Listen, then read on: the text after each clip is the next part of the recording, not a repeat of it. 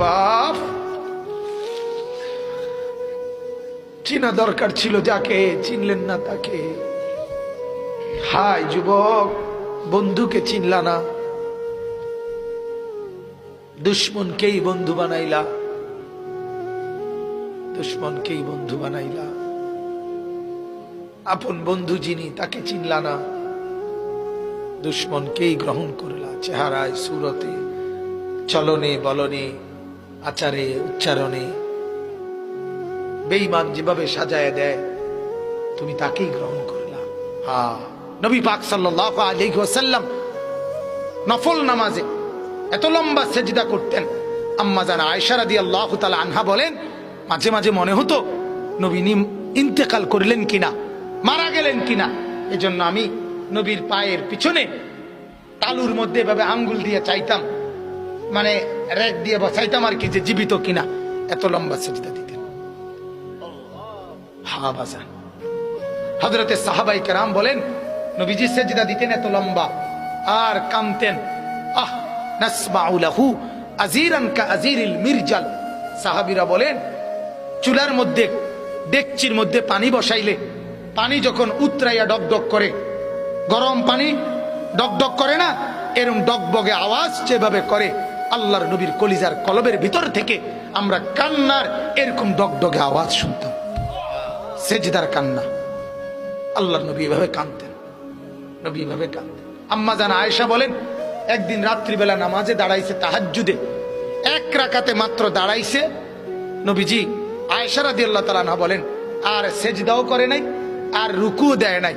বেলালের আজান পর্যন্ত, ফজরের আগ মুহূর্ত, এ দাঁড়ানো থাইকেই কোরআনের একটা আয়াত পড়ছে আর কাঁদছে, আর কাঁদছে, আর কাঁদছে। কাঁদতে কাঁদতে চোখ ফুলাইয়া ফেলছে, দাড়ি ভিজে গেছে, বুকের পশম ভিজে গেছে। আম্মা জান আয়েশা বলে, তাওয়াররামাত কাদামাহু, দুইটা পাও ফুলে ফুলে গেছে। এরপরে আরো আশ্চর্য কথা শুনেন। আম্মা জান আয়েশা বলে, উম্মত শুনবা, সেদিন ওই রাতে সারা রাত কেঁদে কেঁদে বুক ভাসাইয়া নবী একটা কথা বলছে আল্লাহর কাছে। সেটা কি?